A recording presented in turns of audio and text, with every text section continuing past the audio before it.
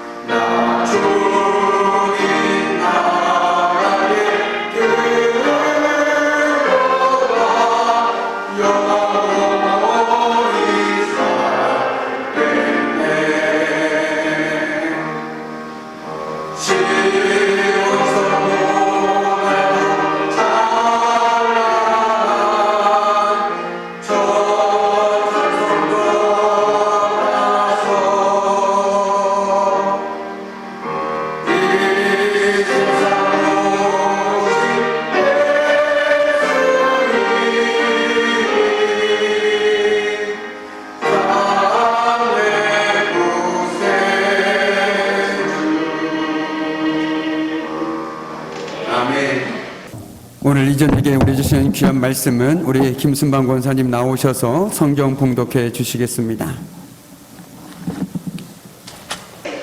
저들에게 포도주가 없다 하니 예수께서 이르시되 여자여 나와 무슨 상관이 있나이까 내 때가 아직 이르지 아니하였나이다.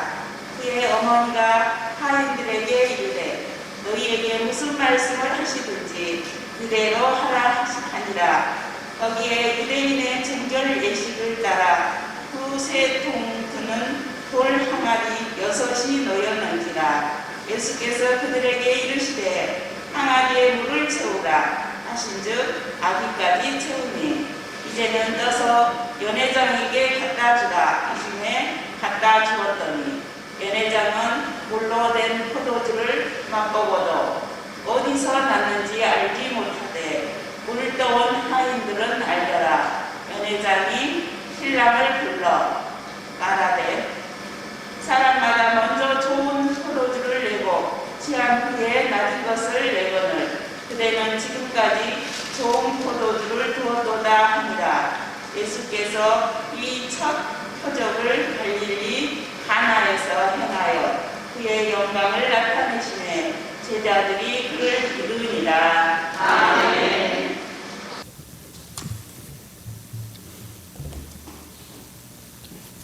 기도하겠습니다. 참으로 고마우신 아버지 하나님, 오늘도 하나님의 가운데 저희들 귀한 말씀의 자리로 인도해 주신 은혜 감사드립니다. 오늘도 하나님 말씀을 들을 때 깨달을 수 있는 눈과 마음을 허락해 주셔서 오늘도 귀한 하나님의 말씀을 깨닫게 해주시고 하나님께서 저희들에게 은혜를 베풀어 주셔서 그 말씀대로 살아갈 수 있도록 하나님 도와주시옵소서. 이 시간 말씀을 전하는 부족한 인간 종의 인간적인 모습은 감춰주시고 오직 하나님 말씀만이 선포되어 줄 수 있도록 성삼위 하나님께서 친히 주관하여 주시고 역사하여 주시옵소서. 감사드리며 예수 그리스도의 이름으로 간절히 기도드립니다. 아멘. 할렐루야. 반갑습니다. 우리 반갑게 인사 나누도록 하겠습니다. 잘 오셨습니다. 네, 잘 오셨습니다. 네, 오늘도 이렇게 건강한 모습으로 만나뵐 수 있음에 참 감사하고요. 또 예배 자리에서 만나뵐 수 있음에 더 기쁘고 감사한 것 같습니다. 날마다 하나님 주시는 이 기쁨과 감사가 제 삶뿐만 아니라 저와 여러분의 삶 가운데 늘 충만하기를 주님의 이름으로 간절히 축복합니다. 아멘. 오늘 말씀은 바로 그 유명한 가나 혼인잔치에서의 기적을 보여주고 있는 하나님의 귀한 말씀입니다. 예수께서 물을 포도주로 변하게 하신 이 사건은 우리에게 매우 깊은 영적 의미를 전달해 주고 있는 내용이죠. 즉 이는 사람이 변하여 새롭게 될 수 있는 것은 율법적 준수를 함으로써 되는 것이 아니라 오직 예수로 말미암아 되는 것임을 증거하고 있습니다. 또한 가나안 혼인잔치에서의 이 기적은 신랑 되신 그리스도를 영접하는 신부된 성도들이 누리게 될 그 구속의 은혜의 풍성함과 기쁨을 상징하고 있습니다. 그런데 무엇보다도 중요한 것은 우리 예수님께서 공생애를 시작하실 때 가장 먼저 일으키신 기적이 바로 오늘 우리가 읽은 말씀 가나안 혼례에서의 이 기적이라는 것입니다. 이 기적이 의미하는 것은 참으로 많고 많겠지만 결혼식의 그 풍성한 은혜, 잔치, 기쁨, 이것이 바로 하나님을 영접하고 하나님을 믿는 사람들에게 주시는 하나님의 은혜요, 기쁨이요, 감사임을 상징적으로 보여주고 있다라는 것이죠. 그렇기 때문에 저와 여러분이 예수를 영접하고 또한 예수 그리스도를 믿고 살아가는 저와 여러분의 삶은 날마다 잔치의 삶이 되어야 한다라는 것입니다. 늘 기쁨이 넘쳐야 하고 늘 감사가 넘치는 마치 혼례장에서의 그 기쁨과 감사가 저와 여러분의 삶 가운데서도 끊임없이 솟아날 수밖에 없는데 우리는 안타깝게도 세상에 주는 근심과 걱정 때문에 잔치상을 우리는 누리지 못하고 있다는 것이 참으로 안타까운 현실이라는 것이죠. 그러나 분명한 것은 우리가 예수 그리스도를 믿는 그 순간 우리는 그 잔치에 참여한 자가 되었다라는 것입니다. 하나님께서는 오늘도 우리에게 그 은혜의 풍성함과 기쁨을 더하여 주실 줄 믿습니다. 오늘 말씀의 내용은 이렇습니다. 예수님과 그의 제자들이 혼인잔치에 참여를 하게 되었습니다. 그런데 잔칫집에 그만 문제가 생겨버렸습니다. 바로 포도주가 떨어져 버렸다라는 것이죠. 한참 분위기가 익어갈 무렵 그 분위기를 고조시킬 수 있는 포도주가 떨어져 버린 것입니다. 자칫 혼주에게는 큰 어려움이 처할 수 있는 그 상황 속에서 마리아가 어떤 역할이었는지 모르지만 예수님께 와서 그 상황에 대해서 의논하고 있습니다. 그런데 우리는 그보다도 먼저 앞서서 마리아가 가브리엘 천사를 통해서 임신한 사실을 들었다라는 것, 그리고 또한 예수님께서 나시던 밤 목자들이 전해준 천사들에게 들은 말을 생생하게 기억하고 있을 것이라는 것을 결코 놓쳐서는 안 됩니다. 왜 마리아는 예수님께 포도주가 떨어졌을 때 예수님께 갔을까? 그 실마리가 바로 거기에 있다라는 것이죠. 그녀는 그 밤을, 그리고 그 들었던 말씀들을 결코 잊을 수가 없었을 것입니다. 33년이 지난 지금도 그날 그 생생한 기억을 어떻게 잊을 수 있었겠습니까? 예수님이 어떤 분이신지, 어떻게 태어났는지, 하나님께서 자신에게 천사를 통해서 들려주신 그 말씀을 어떻게 잊을 수 있겠습니까? 늘 마음속 깊이 간직하고 살아갈 수 있었겠죠. 그래서 포도주가 떨어졌을 때 그는 주저하지 않고 예수님에게 찾아가서 그 문제를 의논할 수 있었다라는 것입니다. 그렇게 그녀는 예수님과 관련된 특별한 경험이 있었기에 예수님에게 남다른 신뢰감이 있었음을 우리는 알 수가 있습니다. 어쨌든 그녀는 그 문제를 가지고 예수님께로 나아갔습니다. 여기서 우리는 중요한 영적 교훈을 얻게 됩니다. 성경에 보면 자신의 문제를 가지고 예수께로 찾아와서 해결하고 돌아간 여러 사람에 관해서 우리에게 증거해 주고 있습니다. 한번 곰곰이 생각해 보십시오. 예수님께로 찾아와서 예수님 나를 고쳐주십시오 라고 고백했던 사람 중에 나음받지 않은 사람이 혹시 있었습니까? 아니요. 찾아보기 힘들 것입니다.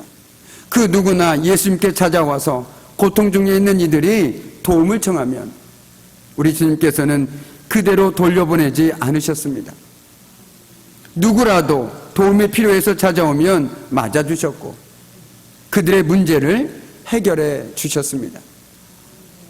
오늘도 그분은 우리 모두를 향해서 내게로 오라, 내게로 오라 라고 말씀하십니다. 무슨 문제가 있든지, 무슨 근심과 걱정이 있든지 그것을 가지고 주님께 오라는 것입니다. 오늘 이 저녁에도 우리 주님께서는 말씀을 통해서 우리에게 내게로 오라 말씀하고 계십니다. 왜 이렇게 힘들어하느냐? 왜 이렇게 어려워하느냐? 내게로 와라. 그리고 내가 주는 쉼을 얻고 회복을 누려라. 소생케 하는 은혜를 누려라. 우리에게 말씀하고 계신 것이죠. 우리가 잘 아는 내 모든 시험 무거운 짐을이라는 찬송가가 있죠. 오늘 말씀을 준비하면서 그 가사가 왜 이렇게 은혜로 다가오는지 한번 들어보시겠습니까? 내 모든 시험 무거운 짐을 주 예수 앞에 아뢰이면 근심에 쌓인 날 돌아보사 내 근심 모두 맡으시네.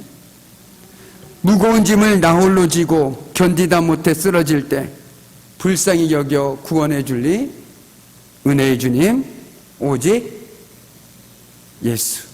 아멘. 그렇습니다. 우리가 인생살이에서 정말 나 홀로 지기 무거운 짐을 지고 살아갈 때 근심을 쌓인 날 돌아보시고 우리의 모든 근심을 맡으시는 분은 오직 우리 주님밖에 없음을 이 시간 다시 한번 믿음으로 고백할 수 있는 저와 여러분이 되었으면 좋겠습니다.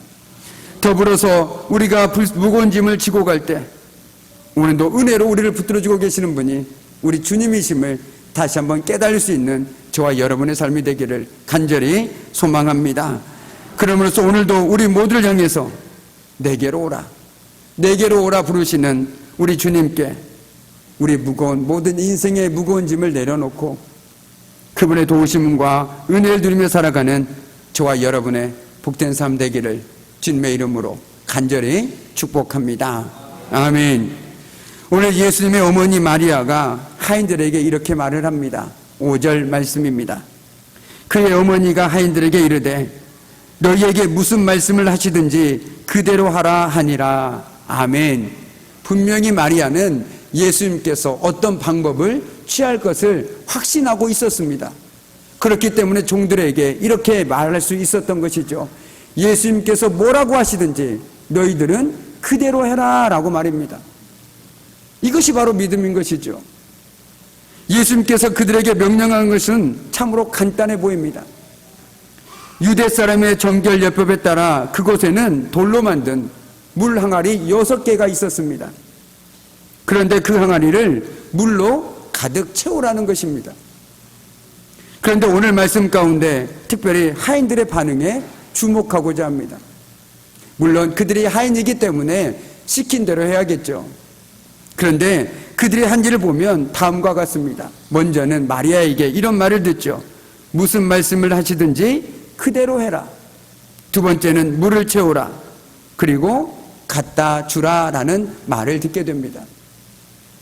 그리고 그들은 그 결과 알게 되었다라고 성경은 기록하고 있습니다.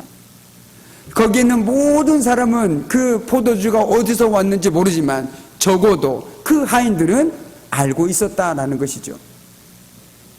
예수님께서 포도주가 아니라 물을 채우라고 말씀하십니다. 상식적으로 말이 안 되는 행동입니다. 이해가 되지 않습니다. 지금 상황에서는 물이 아니라 포도주를 채워야 하는 것이죠. 왜 그렇습니까? 지금은 포도주가 필요한 것입니다. 물이 필요한 것이 아닙니다. 누가 봐도 다 아는 것이죠. 그런데 예수님은 마치 모르는 사람처럼 항아리에 물을 가득 채우고 그것을 잔치에 갖다 주라고 하십니다. 그런데 하인들도 참 대단하지 않습니까? 물을 채우고 그저 잔치집에 갖다 줍니다.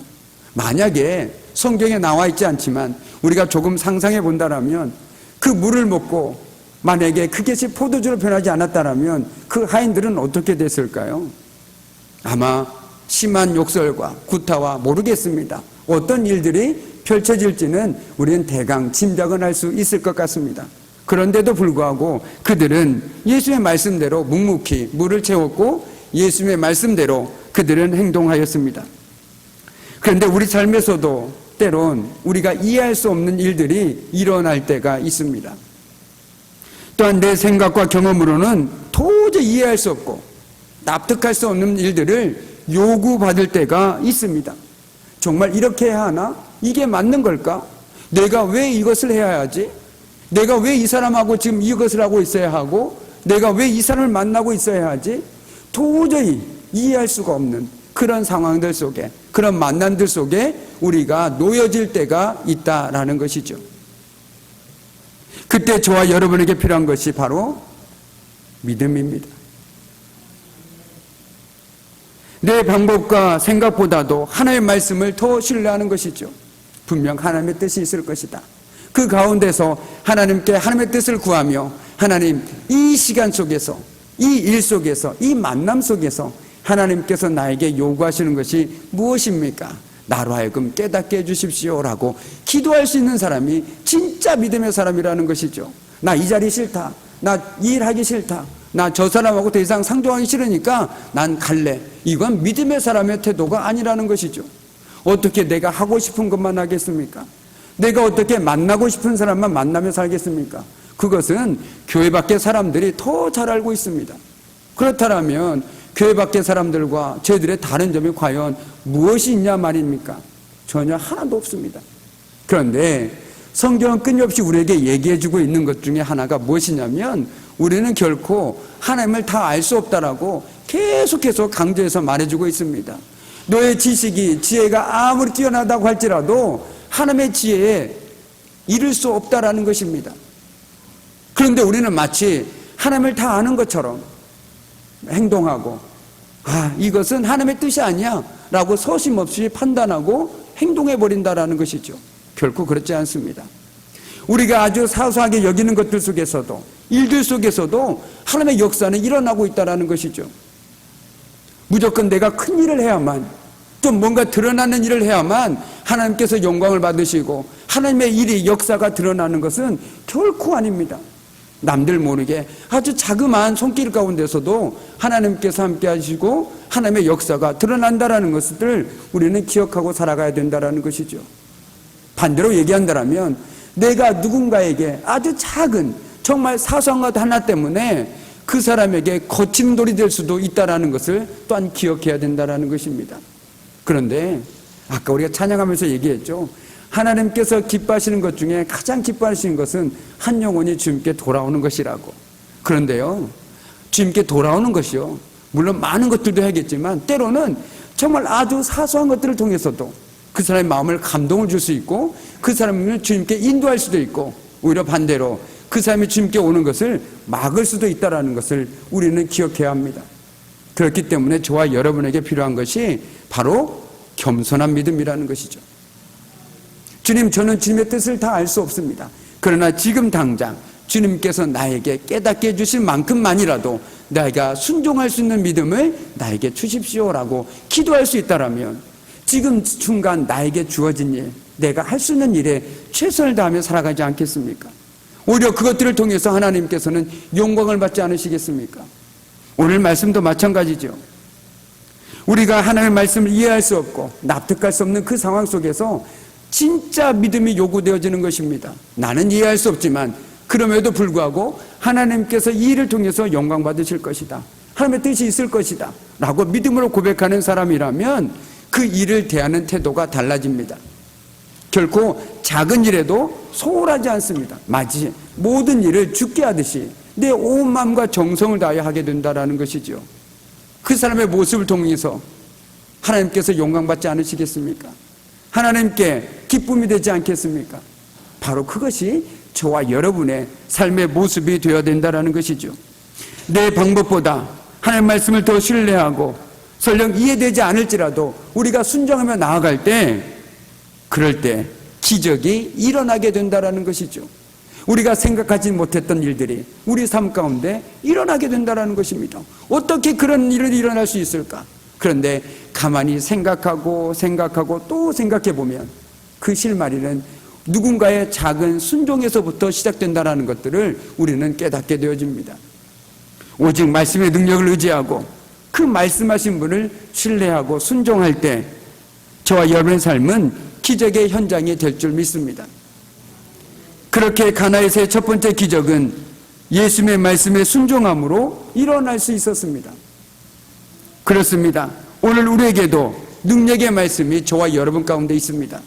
동일하게 하나님께서는 저와 여러분에게 능력의 말씀을 쥐어주셨습니다.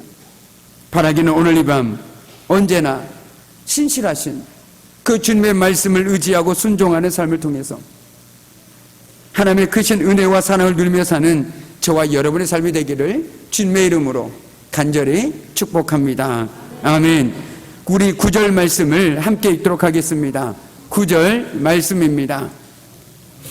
연회장은 물로 된 포도주를 맛보고도 어디서 났는지 알지 못하되 물떠온 하인들은 알더라. 연회장이 신랑을 불러 계속해서 읽겠습니다. 말하되 사람마다 먼저 좋은 포도주를 내고 취한 후에 낮은 것을 내거늘 그대는 지금까지 좋은 포도주를 두었도다 하니라. 아멘. 앞서 말씀드린 것처럼 심지어 연회를 주관하는 연회장조차 그 포도주가 어디서 났는지 알지 못했습니다. 그래서 유일하게 알고 있는 사람들이 있었습니다. 바로 하인들이었습니다. 그런데 제가 오늘 이 말씀을 묵상하면서 답답함이 몰려왔습니다. 가슴에 먹먹함이 몰려왔습니다. 그 이유는 무엇이냐면 그들은 물이 포도주가 되는 기적을 직접 경험했습니다. 예수의 말씀대로 순종했더니 물이 포도주로 되는 것들을 직접 그들은 경험했다라는 것입니다. 그런데 아무리 성경을 뒤져보고 아무리 주석을 뒤져보아도 그들이 그분을 믿게 되었다는 언급이 전혀 없습니다. 그들은 눈앞에서 기적을 보았어도 믿음에 이르지 못했다라는 것입니다. 예수님 때로 기적을 통해 우리를 더 깊은 신앙으로 나아가도록 이끄십니다. 그러나 기적을 가까운 곳에서 경험한다고 해서 예수님을 더욱더 알고 믿게 되는 것은 아니라는 것이죠. 많은 사람이 기적을 보면 예수님을 더 잘 믿을 수 있다고 생각합니다. 주님 나에게도 보여주십시오. 주님께서 나에게 보여주시면 내가 주님을 믿겠습니다. 주님께서 나에게 나의 치료를 해주시면 내가 주님을 믿겠습니다. 지금도 수많은 사람이 주님께 보여달라고 나에게도 보여달라고 기도합니다. 그러나 똑같은 기적을 경험한다고 해서 그것이 믿음으로 연결되는 것만은 아닌 것을 우리는 성경을 통해서 만나볼 수 있다는 것이죠. 만약 그렇다면 지금도 주님께서는 우리에게 기적들을 보여주지 않겠습니까? 기적을 통해서 우리에게 예수를 믿도록 하도록 하지 않겠습니까? 그러나 꼭 그렇지만은 않다는 것이죠. 우리가 기적을 본다고 해서, 경험한다고 해서 그것이 믿음과 직결되는 것은 결코 아니라는 것입니다. 그러나 실제로는 그렇지 않을 수도 있다는 것이죠. 기적만을 바라며 예수를 따르던 무리들을 우리들은 기억합니다. 그런데 정말 그들이 결정적일 때 어떻게 되었습니까? 그 수많은 예수님의 기적과 이적을 보았지만 결정적일 때 그들은 예수님을 배반했고 예수님을 남겨두고 떠나가 버렸습니다. 그때 그 순간 그것으로 만족한 것에 끝나버렸다라는 것이죠.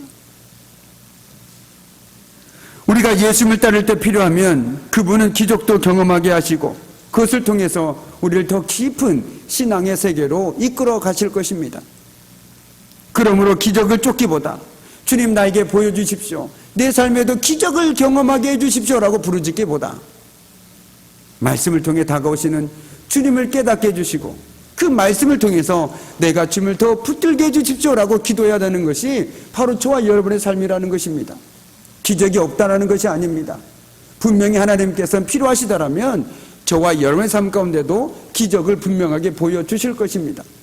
그러나 우리가 하나님께 나에게도 기적을 일으켜 주십시오, 우리 가정에도 기적을 일으켜 주십시오라고 기도하기보다 주님 내가 먼저 말씀을 통해서 주님을 만나고 깨달을 수 있는 그 믿음을 허락해 주십시오라고 기도해야 하는 것이 바로 저와 여러분의 기도라는 것입니다.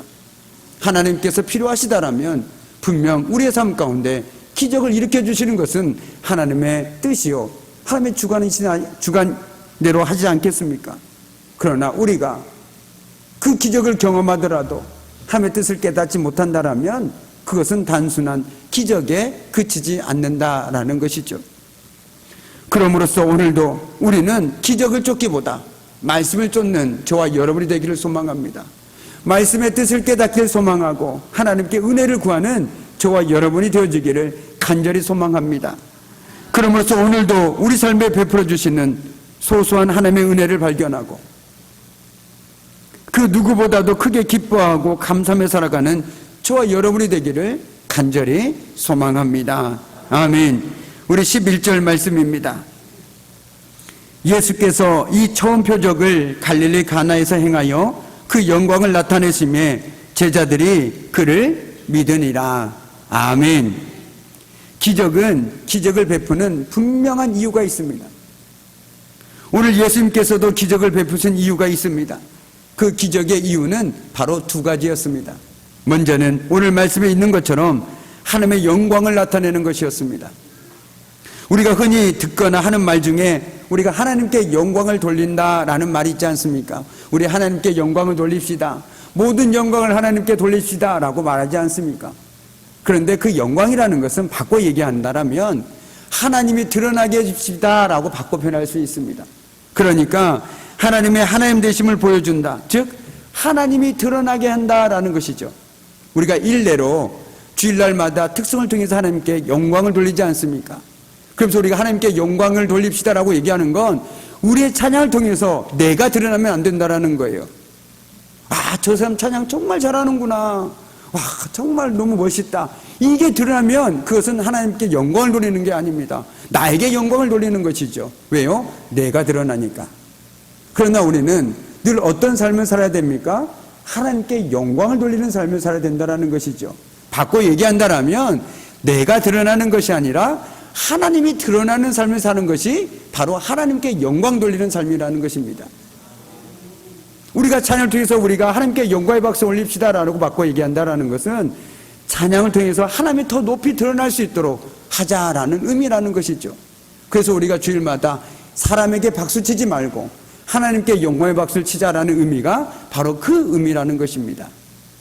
오늘도 마찬가지입니다. 예수님께서는 이 기적을 통해서 예수님을 드러낸 것이 아닙니다. 내가 이런 능력이 있어, 그러니 나를 믿고 따라라, 이 의미가 결코 아니었다라는 것이죠.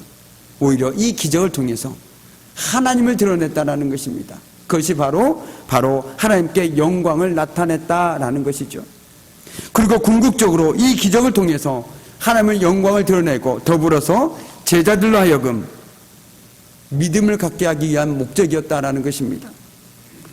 즉 이 모든 일이 궁극적으로 하나님의 하신 일들을 보여줌으로써 제자들이 믿음을 가질 수 있게 하기 위함이었다라는 것이죠.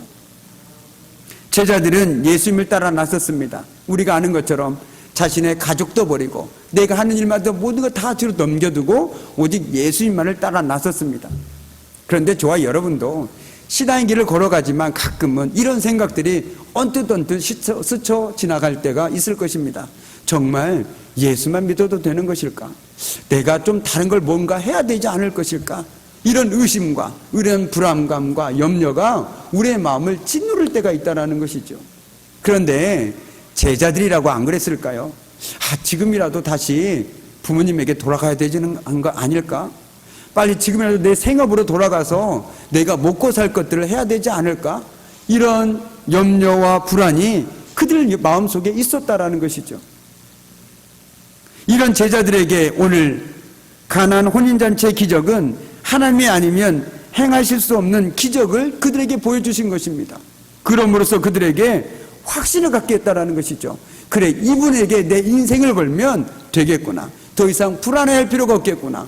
더 이상 염려할 필요가 없겠구나. 이 확신을 준 사건이 바로 오늘 우리가 읽은 말씀, 가나안의 혼인잔치의 기적이라는 것입니다. 이분이 하나님의 아들이시구나, 이분을 따라가면 풍성한 삶을 살 수 있겠구나라는 것들을 제자들은 깨닫게 되었다는 것이죠. 오늘도 하나님께서는 예수님과 말씀을 통해서 우리를 믿음의 자리로 초대하십니다. 믿음의 사람은 눈에 보이는 현상이 아니라 그 너머를 바라보면서 달려갈 수 있는 사람입니다. 때로는 불안과 염려가 내 삶을 짓누르지만 그럼에도 올곧게 주님께 내 모든 것을 걸고 나아갈 수 있는 사람입니다. 내 가슴에 오직 예수님의 그 사랑과 은혜의 흔적을 삼고 오늘도 힘내어 살아갈 수 있는 사람이 진짜 믿음의 사람이라는 것이죠. 조금만 삶이 어려우면 낙심하고 절망하고 나 시험 들었네, 교회를 떠나는 사람이 아니라 설령 내 마음에 상처가 있더라도 주님 앞에 나와서 회복의 은혜를 경험하고 정말 주님은 살아계시는구나, 주님은 지금도 역사하고 계시는구나, 그것들을 깨닫고 올곧게 주님만을 붙드는 사람이 진짜 믿음의 사람이라는 것입니다. 솔직히 이 교회 안에서 신앙생활 하다 보면 똑같은 죄인이요, 똑같은 사람 아닙니까? 어떻게 보면 죄인 중에 괴수들이 모인 곳이 바로 교회가 아니겠습니까? 그런데 이 관계 속에서 어떻게 상처를 받지 않을 수 있으며 어떻게 내 좋은 일들만 생길 수 있겠습니까? 그러나 우리는 하나님의 은혜를 받은 자로서 서로 그 상처를 보듬어주고 그럼에도 어떻게 합니까? 서로 이해하고 용납해 주는 것입니다. 저 사람도 연약한 사람이고 나도 연약한 사람이니 내가 상처를 받았을 때 나 상처받았네, 나 교회 안 나오네, 이런 말을 할 것이 아니라 오히려 주님 앞에 나와서 그 상처를 가지고 주님, 여전히 내가 부족합니다. 내가 하나님 은혜로 살아간다고 고백하지만 사람의 주는 요만한 상처 가지고 하나님을 버리고 내가 교회를 안 나온다, 이런 말을 하고 있습니다. 얼마나 연약합니까? 여전히 사람들의 말에 상처를 받고 하나님의 말씀은 귀에도 들려오지 않으니 얼마나 부족한 인생입니까? 주님, 나에게 은혜를 베풀어 주셔서 오히려 이 상처를 통해서 내가 주님께 더 나아갈 수 있는 정말 그런 믿음의 삶을 살게 해달라고 기도해야 하는 것이 저와 여러분의 삶이라는 것이죠. 분명 우리가 신앙생활 하다 보면, 우리 사는 장동교에서도 정말 신앙생활 하다 보면 누군가의 말 하나 때문에, 정말 요만한 말 하나 때문에 상처를 받을 수도 있습니다. 그 사람의 의도와 상관없이 듣는 사람이 어떻게 듣느냐에 따라서 충분히 상처를 받을 수 있다는 것이죠. 그러면 그때는 꼭 이것을 기억해 주시기 바랍니다. 내 마음에 상처가 받았다, 마음이 안 좋다, 기도해야겠구나, 정말 기도해야겠구나, 내 아직 연약함을 가지고 주님께 기도해야겠구나 라고 고백할 수 있고, 주님 앞에 나와서 그 상처를 가지고 주님, 저 이렇게 상처를 받았습니다, 이 상처 주님께서 치유해 주시고 오히려 내가 그 사람을 위해 기도할 수 있는 사람이 되게 해 주십시오라고 우리가 기도해야 되지 않겠습니까?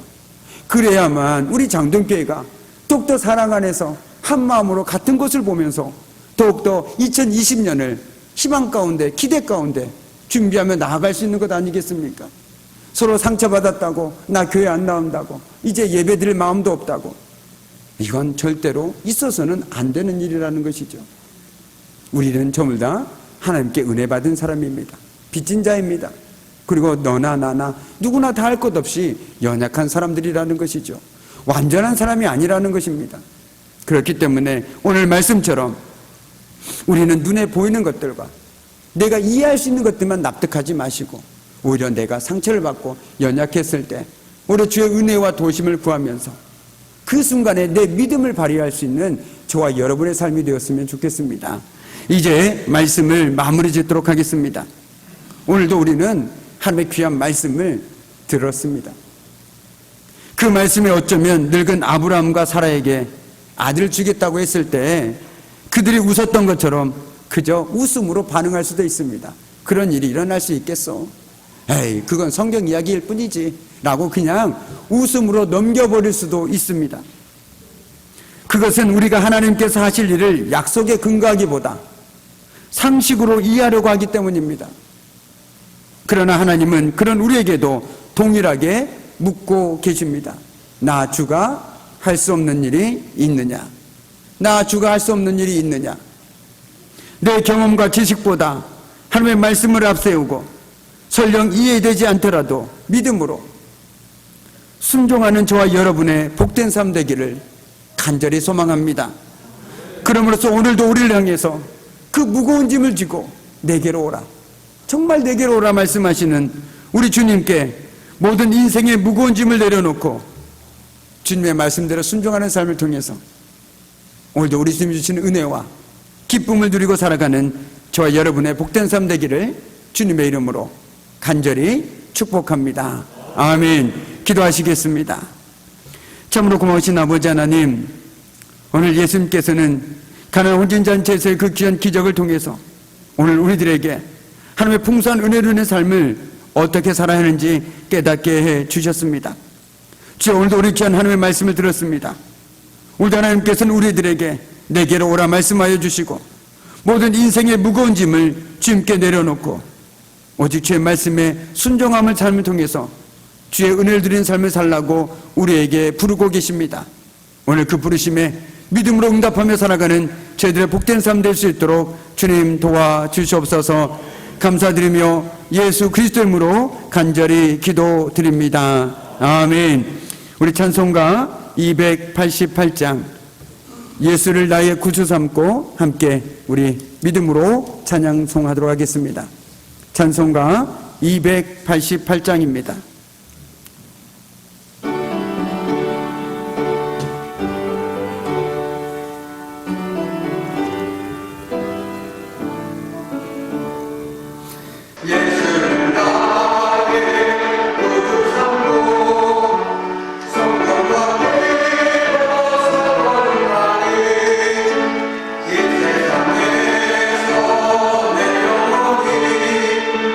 하늘의 영광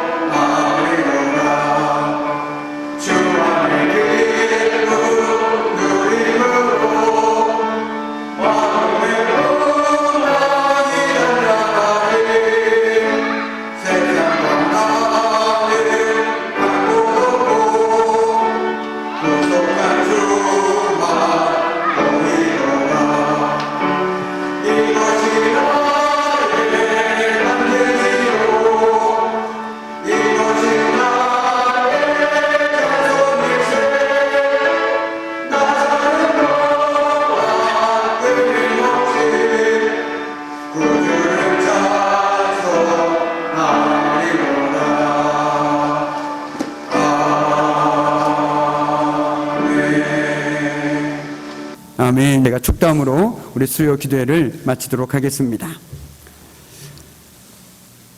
이제는 우리 주 예수 그리스도의 은혜와 아버지 하나님의 무한하신 사랑하심과 성령의 사귐과 임재와 다스리심이 모든 것이 주의 은혜요, 어떤 상황 속에서도 하나님의 말씀을 더 신뢰하고 의지하며 살아가길 결단하는 우리 귀한 성도들의 삶과 그들의 가정과 일터와 사업장 위에 사랑하는 자녀들 위해 이제부터 영원토록 함께 하시기를 간절히 축원하옵나이다. 아멘.